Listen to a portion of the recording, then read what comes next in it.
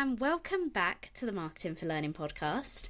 It's another week of our People Impact Loop series, and I've got another wonderful guest with me today. Today I am joined by Heather Burright. Heather, hi, how are you? Hi, I'm good. Thanks for having me. No problem at all. And of course, I feel like I see your content on LinkedIn all the time, so I'm sure many of our listeners do as well.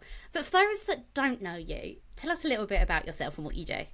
Sure. So I am learning and development consultant. I do instructional design work, I do leadership development work, and leadership competency models as well, but more from the learning perspective, right, than some of the HR side of things. Yeah. I have been working with nonprofits for the past 5 years in my consulting business, and I worked for a national nonprofit in the US prior to that, and then had a stint outside of nonprofit as well. And I kind of use all of those experiences as I'm working now with organizations to help them with their learning and development needs.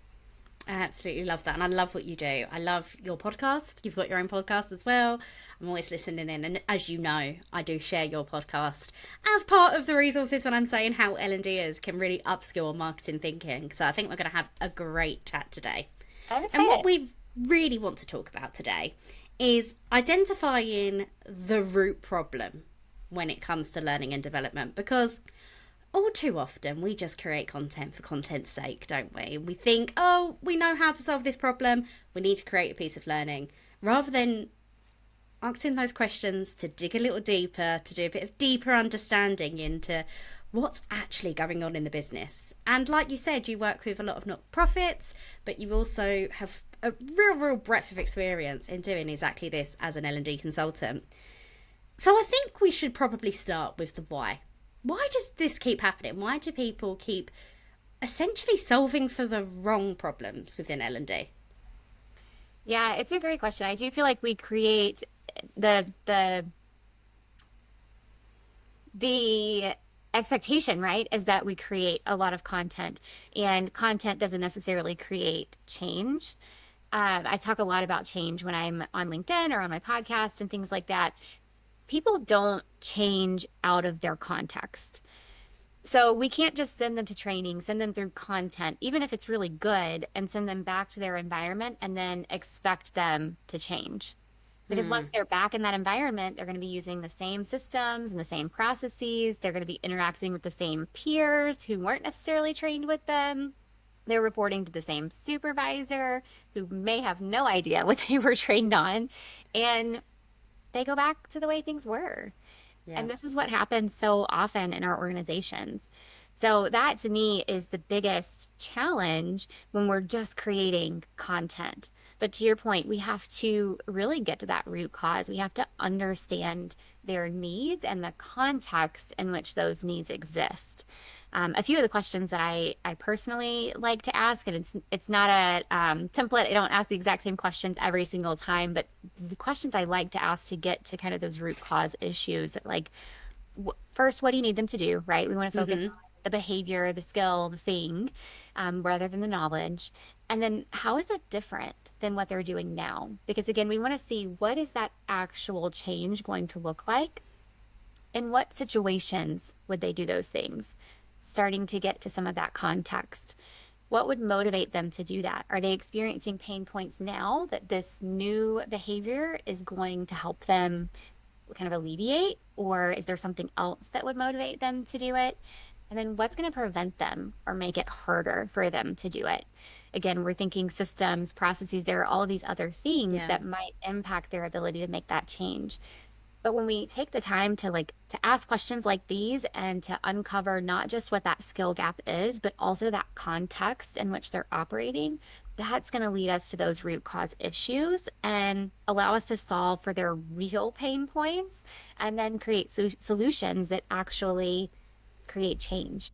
Yeah, absolutely. I think all too often as well, we think about that context to an extent, but afterwards, we create the learning, we create whatever it is, whether it's an e-learning module, whether it's a workshop, whether it's a program, we create that thing and then we think, oh, why would they care about this? Yep. What's in it for them? What are their blockers going to be? Will their managers be on board? We don't think about that, and we being like L&D as an industry, we don't seem to think of that at the start. And I think that's quite detrimental to helping us actually uncover the real problem and also getting it right when we do develop. Yeah, I agree. I think a lot of times, and I don't know if it's because time is limited or our capacity, or if it's just our ability to reach our audience, even sometimes. I think a lot of times we just ask our subject matter experts and our stakeholders what they think, and then we start building. And there's merit in that. Our subject matter experts, our stakeholders, they have good insights, but it's not always that whole picture.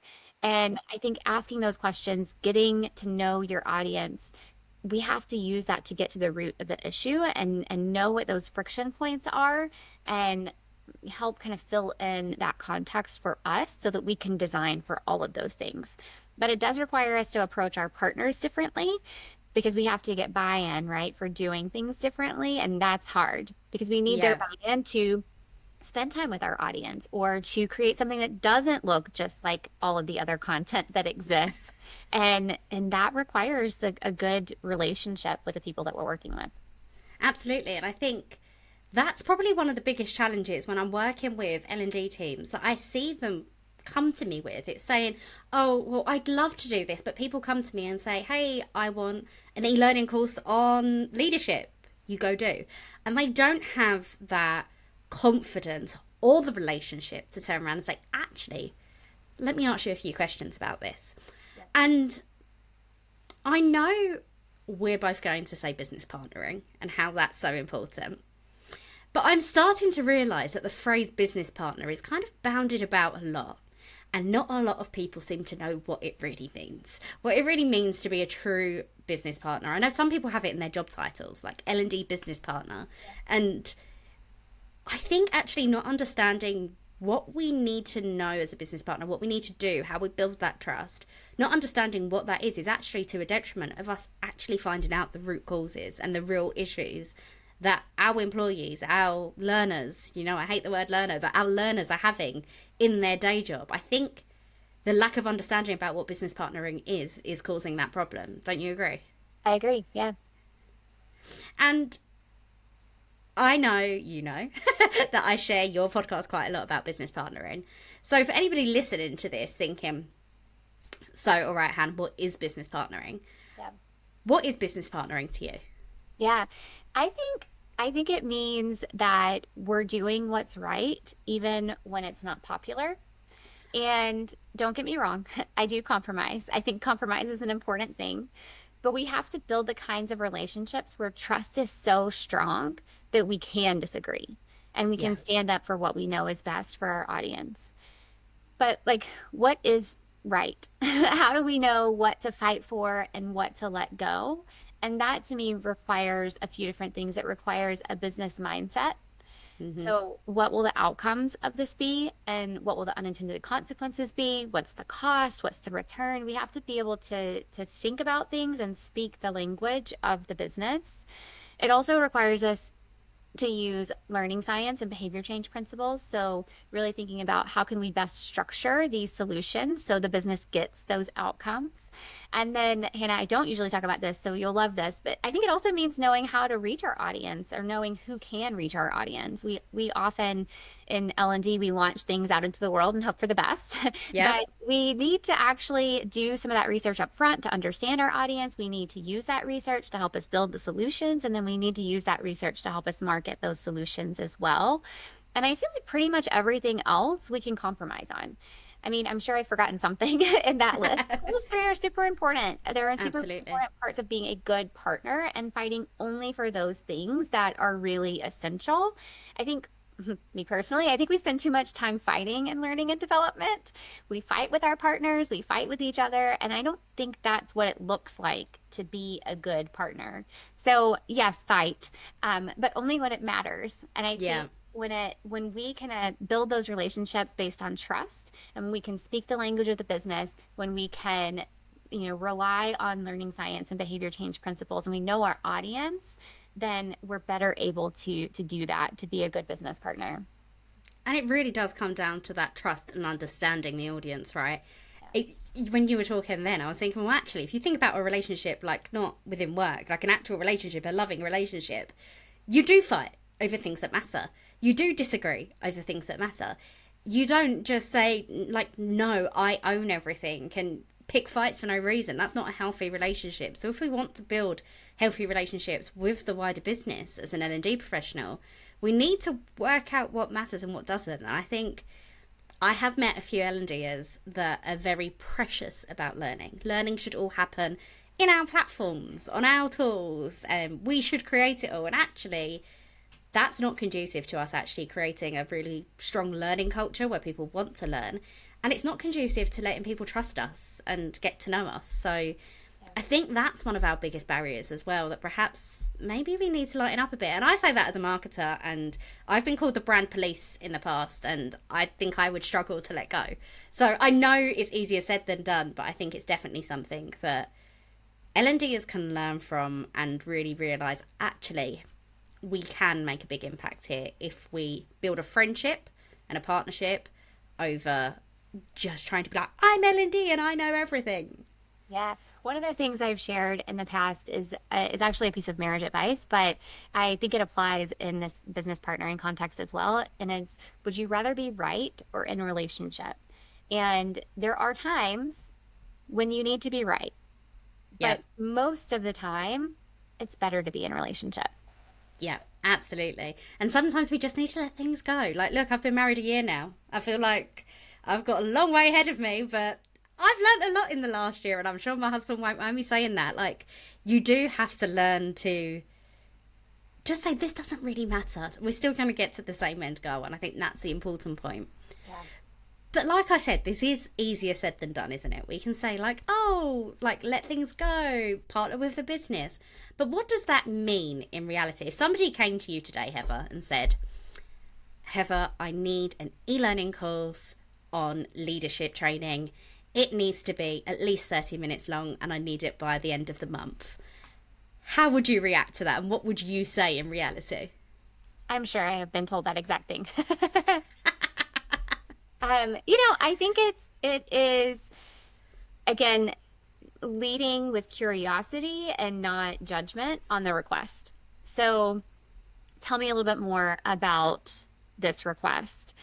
What is it that you're trying to accomplish? What are the outcomes that you're looking for? And really just asking questions to better understand what they need. Once you have that, right, you can start to dig in a little bit to see, is e-learning the best option? Maybe, maybe not. Does it really need to be 30 minutes? Maybe, maybe not, right? And so we have to ask those questions and not just assume that that's not correct. Absolutely. And if at that point when somebody says to you, okay, I want this, and you've said, actually, tell me a bit more, and you say, you know what, I think this will be better as a workshop. I think actually maybe you just need a support PDF for your leaders to read. How do you handle the pushback in that situation? Obviously, with everything you've already said, you've got a good relationship with these people, but I can imagine sometimes in organisations when somebody wants something from L&D, they want what they're asking for. So how do you handle that pushback? Yeah, it's a great question. I think it is again kind of continuing to point back to the outcomes that they're looking for, figuring out where they have flexibility and where they don't, and also thinking about, is that 30-minute e-learning detrimental to those outcomes? Are there things that they can get in a 30-minute e-learning? Because maybe you give them, right, that 30-minute e-learning plus you give them that workshop, plus you give them whatever it is. And so if there are things that you can compromise on and it makes sense and it still supports the learning and it still supports the outcomes they're looking for, I think compromise can be a really great thing, because again, it helps build that relationship that you're saying, yes, like let's do that. Let's build that. And you know what? If you want to see that outcome, we also need to do these things. And usually the yes and is a much easier thing to agree to than no. Yeah, absolutely.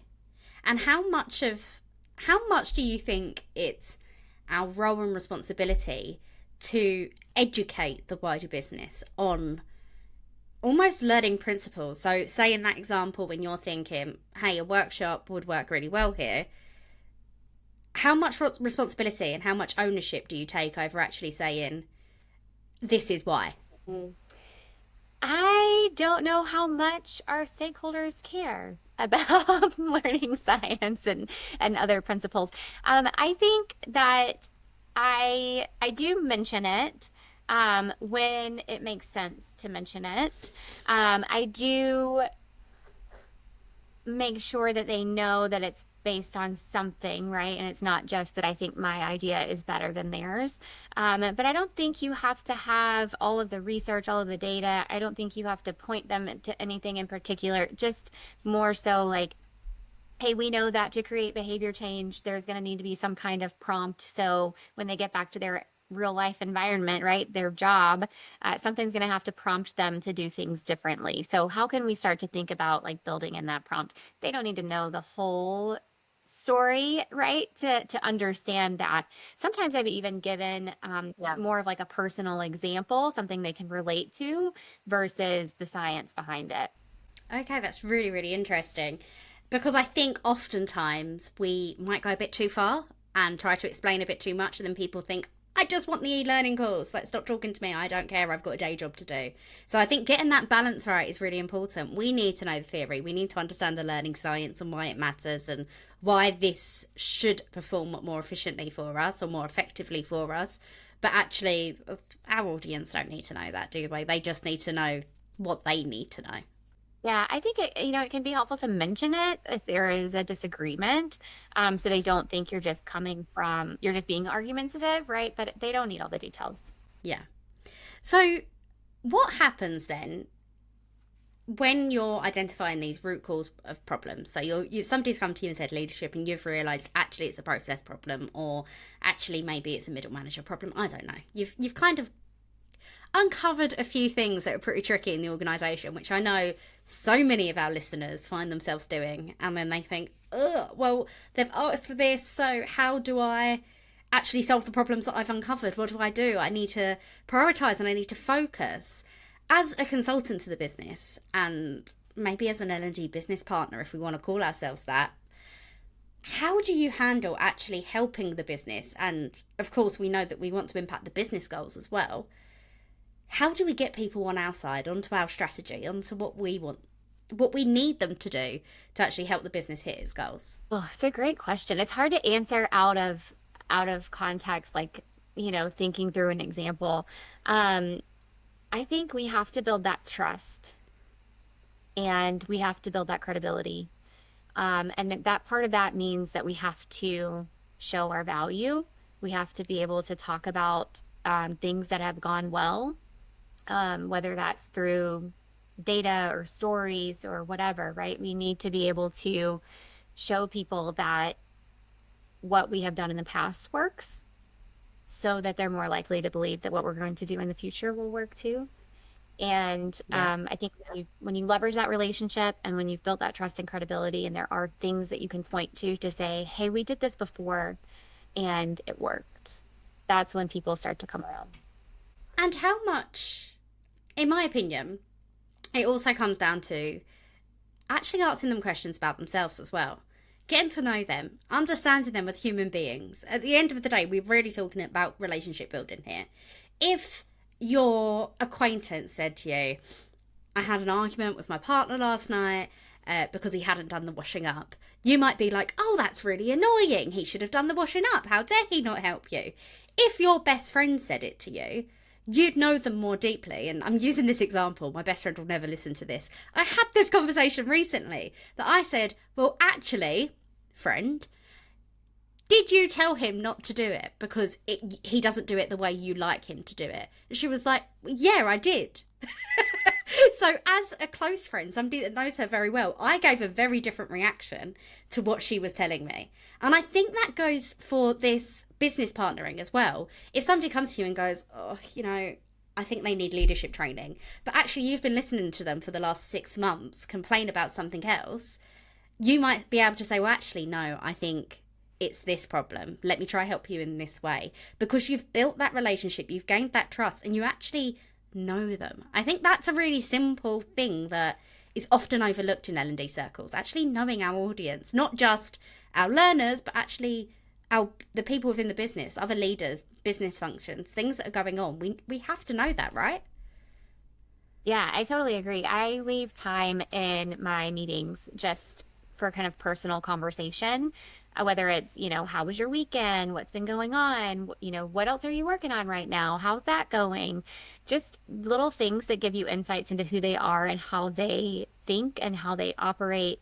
You can, if you're really listening, right, you can kind of tell when somebody gets excited about something because their tone changes, the speed that they're talking changes, those kinds of things. And so you can really learn a lot about people by asking them questions outside of what you're working on.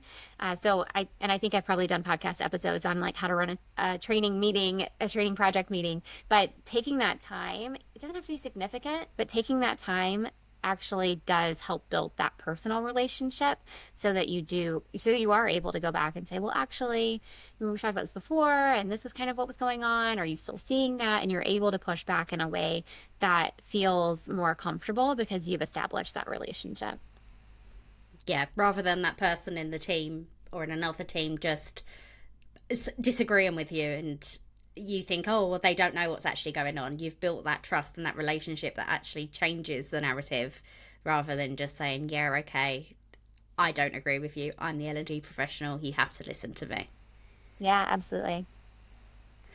So when you're working in organisations and obviously you're building these relationships, I know some people listening to this podcast and I know some of our listeners to other podcasts are like, oh, that makes sense in a small organisation, but what about me? I work with thousands of people. I can't possibly know them all.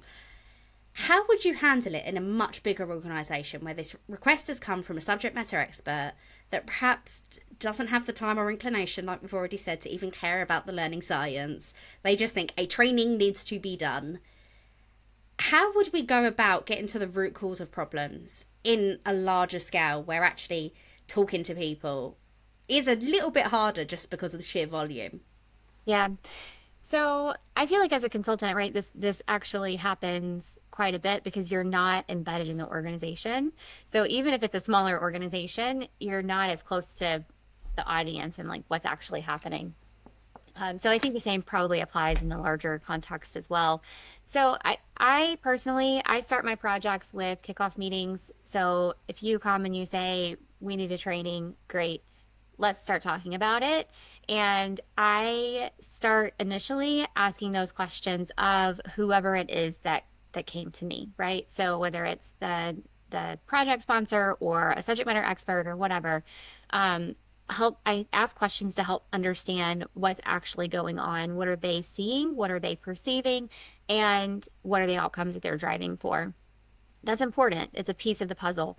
And then I've done it a couple of different ways as far as getting to the actual audience. I have asked like, hey, I love what you're saying. I'd really love to better understand what this audience is experiencing on a daily basis. Can we do some virtual focus groups? Can we do some interviews? Something to just kind of get a better feeling, a better feel for what they're experiencing. Sometimes that works. Sometimes it doesn't. Another option that I've used is I've said, okay, I need you to go and ask these questions. Maybe I don't have access to that audience, but you do. And so here are some things I need you to talk to, whatever it is, 5 people, 7 people, depending on the scale, right? Like however many people, talk to this many people, ask them these questions, and then come back to me. So I've actually used them if I'm personally not able to get to that audience. I also think you don't need to interview 100 people, right? Yeah. Get to a point where you're going to hear the same things over and over again. So really thinking about like what's the minimum investment that you need to make in that kind of research part of the process and making sure that you get input from those things. You can also do observations. If you aren't able to really talk to people, can you visit where they're working and kind of watch what's happening and understand that? You could look at job descriptions potentially. That's a resource that exists that Sometimes they're accurate, sometimes they're not, but that's a resource that you can go to. If they're telling you they need to do something, you can kind of see, well, what else do they do on a regular basis?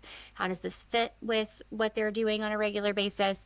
So I think there are other resources if you are in a larger organization and you just can't get to the main audience that you're looking at. Yeah, you hit the nail on the head there with that. How many people do I need to speak to? So I get this a lot during our training program when we talk about research. I go, well, Hannah, how many people should I talk to? And I've kind of come up with this little rhythm that think about your audience size. Think of 10% of your audience. Do you think you could talk to 10% within a month? If you're thinking, absolutely not, no way, Jose, that's not going to work, reduce it to 5%. Is that more attainable? And just work out a number that works for you. If you're in a smaller organisation and you speak to 50 people, that might be a real substantial portion of your audience and give you real key insights. If you're in a huger organisation, so like some of the companies I've worked with are 340,000 plus employees, I think with that research project, I managed to talk to around 200 people. And it was still just a drop in the ocean because I had to talk to people in different geographies, in different areas, in different parts of the business. It really just does depend. There's no like perfect answer, is there, of like, this is how many people you should talk to understand the actual problems going on in the business. But the key thing you said that's really important is when you start noticing the patterns and the themes and people are repeating themselves time and time again, that's when we're going, okay, we've kind of spoken to enough people now that we're getting the recurring themes. This is what's really going on in the business. Yeah, and you can also, if you feel like you really still need more input, once you start hearing those themes, you could put those in a survey too and send that out to more people. Suddenly you're validating kind of what you're hearing, what's showing up as those themes, and you're getting more input that would be harder for you to do one-on-one or even group conversations with. Something's just come to my mind, and it's a big question. I think it's one that both of us are going to go, and think about answering. When we're looking for the root cause of a problem within a business that we are trying to help solve as an L&D practitioner, who should we be going to? Is it the employees, as in the learners? Is it the managers? Is it the person that requested the learning? Is it senior leaders? Who should we be looking at to really work out what on earth is going on in this business? I would prefer to do all of those if that's an option. Yeah. I think seeing it from different perspectives helps kind of fill in those gaps and helps you understand that context. So understanding your subject matter expert or your stakeholder, whoever it is, they're coming to you for a reason. They're seeing something or there's some challenge, some pain point. So understanding what they believe that to be is important, but then also talking to the people who are actually doing the thing. They might have a completely different challenge that's actually preventing them from, doing the behavior or whatever it is that you need. So talking to them can be really important. And then I also think sometimes the supervisor, that manager, can give you a lot of good insight too, as far as like how things work on the team and how people are motivated and, what the true gaps are. Yeah, I actually have a really relevant example from a project I've just wrapped up. And I spoke to a ton of employees, and it was in a manufacturing kind of arm of the business. And a manager said to me, oh, my team don't have time to do that. I don't expect them to spend time searching the learning platform on the salary they're on. So I do it for them. So he was like streamlining the learning, finding the relevant content for them for them not doing it. So for us, they didn't log into the platform as often. Why were they unengaged? Actually, they wasn't. They just didn't have the time, but their manager was doing it for them. So he wasn't particularly engaged with his own learning. He was logging in to find learning for his team. So it just uncovered this narrative that we would never have seen from the data or from just talking to the employees. Having that layer of management in there really did make the difference. I think, in my personal opinion, the people I care least about is the senior leaders. And I think a quick conversation with them to understand why it's important. Where's the business going? What's happening? What's your 3-year, 5-year goal? How does the business need to support you in getting there? Beyond that, oftentimes when I've spoken to really senior leaders, their opinions are quite abstract and they're living in a different world. They're having a completely different experience to the people that are on the floor, so to speak. and they're not seeing the challenges that are really coming up. So they might say, oh, we need more learning content. People are saying that they can't find anything, so we need more content, for example. And actually, that's not what's going on in reality. So I think I agree with you that I'd want to talk to everybody. And I think that's really important to note, that you need to be going out and doing that digging and that research to really go, okay, what's going on here? Like, I need to, like you said, at different angles. But also, we need to realise that as much as the senior leaders are the senior leaders, sometimes their views are quite abstract and are quite a little bit far away from what's the reality of an organisation. Yeah, I think when it comes to actually creating like the behavior change or the new habit or whatever it is, they're not going to be as in tune with what's happening on a daily basis. That said, I think they're essential if there's an organizational change that is happening at the same time. And that's a lot of times I've found anyway, when I'm being brought in, there's some other change that is happening that is kind of driving this need for whatever it is. Yeah.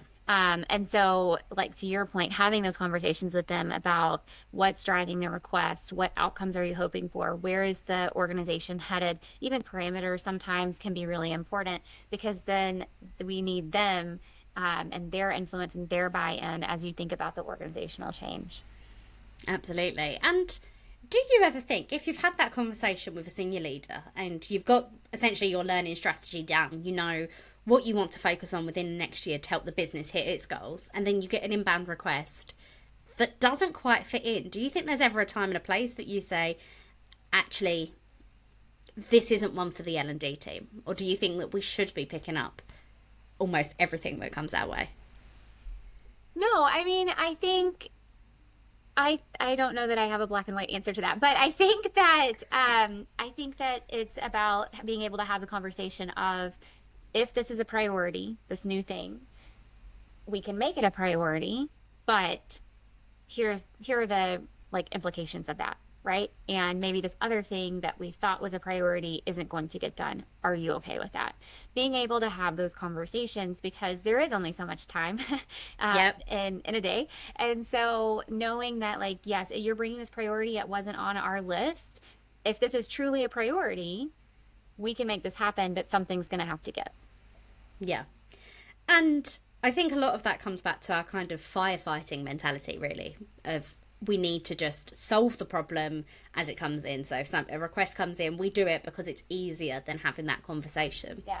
So what would you say to somebody listening to this that's very much in that firefighting mode to start moving towards what we've been discussing today, of actually having those deeper conversations and relationships to get to the root cause, to develop something that actually really works? Yeah, I think so much of it comes down to the relationship. I think that's the biggest thing that you could do right now, right? Is make sure that you have opportunities to build relationships with the people around you, your stakeholders, your subject matter experts, the other business partners, right, that are at the table. You have to have those relationships. You have to have trust. You have to have credibility. And I think that's something that you could start today. And practically, how would you go about building those relationships? If somebody's sitting there thinking like, oh, I'm so busy, Yeah. what do I have to do? Do I have to go to the work social because I really don't want to go to the bar at the weekend? Like, how would you go about building those relationships? Yeah, that's the question, right? I have a couple of podcast episodes on that topic, and one I did recently I think sums it up well. We often talk about building trust and credibility, being a good partner, and we talk about it as a list of tasks, things that we need to do. But I think it's really about who we are and how we show up. And so on this last podcast episode, I talked about three things related to how we show up. One is responsibility, one is commitment, and one is care. And I think with responsibility, right, we aren't just creating a solution and handing it over. We're co-creating, we're adjusting, we're building together. It's not my way or the highway. We're both responsible for the outcome, me and whoever I'm working with, right? So I think adjusting how we approach projects can be one piece of that. Yeah. I think commitment is important. We need to be dependable and accountable for our work and for the partnership. We have to follow through on our promises, and our partners have to know they can rely on us. So again, Absolutely. those are things that we can do right now. And then care, I think this is about the kind of the softer side of the relationship. So, we need to prioritize the relationship itself. We need to speak truth, but with care. So when we do have to fight, when we do have to disagree, we have to do so with care. And we need to be really seeking to offer clarity and not control, because it's not about being right. It's about providing that clarity of here's where we need to go and why. And I think those three things really help us build that trust and that credibility with our partners. And that we can do in the context of work. That does not require us to do anything extra or go to the happy hour or whatever, that if you do it in a way that feels natural and good to you, but we can do that in project meetings. We can do that in hallways. We can do that on Slack, right? These are things that are just more about how we show up and how we interact with people on a regular basis. I absolutely love that. And actually, I feel like I've stolen my final question that I've started asking everybody at the end of this series of what is the one thing you would get an L&D practitioner to do after listening to this? Would that one thing be focusing on their relationship building and how to actually get to the root cause of these problems? Oh, that's a good question. The relationships are so important. I think, oh, I'm torn. I'm torn. Okay. I think yes, relationship, but I also think asking good questions would be okay on my list too, just because, and part of that is how you build a relationship, right? How do you get to know people? Absolutely. They go hand in hand. So yeah, I think you have to be curious. You have to ask questions. You can't make assumptions. And that applies both to your audience, but also to those other business partners that you're working with, because that relationship is so essential. Absolutely. And I've got a feeling you've probably got a resource on this, but what makes a good question? How do you know that you're asking the right questions? I mean, that's a great question in and of itself. I personally like open-ended questions. I think it gets people talking a little bit more. I do try to avoid the why question. I don't know if the data still says that people are defensive to why questions or not. I feel like some of that is always changing. But in the past, they've said that why questions can make people feel defensive. So instead of saying, why do you want that? Tell me more about that. What are you hoping that will do for you? So kind of framing our questions in a way that are open, they invite conversation, they invite longer responses, and don't feel judgmental to the other person. Absolutely. And I think that kind of fostering the really comfortable situation, you can essentially answer the why question and just reword it. Yeah. And word it in a different way and you still get the same answers out. So Absolutely. I completely agree with that. Although I do, still throw in a why question every now and again. But I'm a maverick. I do what I fancy. It's hard to avoid the why questions completely. And sometimes it's hard to say them in a way that isn't kind of like short and judgy sounding, right? Because sometimes you use and you're like, oh, why? But for the most part, Absolutely. I think we can reframe it and we can, tell me more. And I think that's like a real case in point. There is no script. We're human beings talking to human beings at the end of the day. We are building human relationships. Be natural, be human. Don't try to read off a script. Don't try to be like, whoa, an academic journal told me I should ask these 7 questions. Just go in with a really open mind. And like you said, I think maybe that skill of curiosity is something that needs to come out in these conversations if we ever want to get to the root cause. And truly, by getting to the root cause, align with what the business really needs, rather than just being seen as a content powerhouse, which I think a lot of L&Ders are still in that position, aren't they? Absolutely. We are not training factories. We are change agents. And so we have to show up like that. Absolutely love that. We are not training factories. We are change agents. I think that's the title of the podcast. I absolutely love that. So is there anything else on this topic of getting to the root cause of problems or actually developing learning that really matters and works that you really wanted to share with the audience? Because as I'm sure you know, this audience ranges from heads of learnings to L&D practitioners just getting into the role, all thinking about how they can shift their mindset. So is there any other words of wisdom that you want to share with the audience? Yeah, I think it's okay. You only have to do the next right thing. I think sometimes when we think about learning and learning strategy and understanding our audience and what are we going to create and this has to be done by this time frame and it has to meet this outcome, it can feel overwhelming. We only have to do the next right thing. And I think if we can focus on that, you can always iterate. You can always adapt. If it doesn't achieve the outcome you're looking for, you can learn from that and just do the next right thing, whatever that is. I absolutely love that, and I use that so often. And the final part you said there of like we can learn from it. If it doesn't work, it's okay. When we're talking about doing marketing, because people are so scared of putting out a post that's slightly different, I'm like, nothing bad's gonna happen. Yeah. Let's just give it a go and learn from it. We are learning professionals. We should be comfortable with learning through experimentation and, like you said, just doing the next right thing. Yeah. Absolutely love that, Heather. I've absolutely loved this conversation. I'm sure there are so many more topics that we can talk on together. But as you know, this is part of the People Impact Loop. And I'm sure everything you said today is really going to help people start thinking about that real deep discovery, not just answering the surface level questions, that real deep investigation. It will scope a lot of learning strategies and make people do the right thing, the next right thing. So thank you so much for joining us, Heather. Thank you. I've absolutely loved having you here, and I hope to have you back again soon. Sounds great. Thank you. Thank you.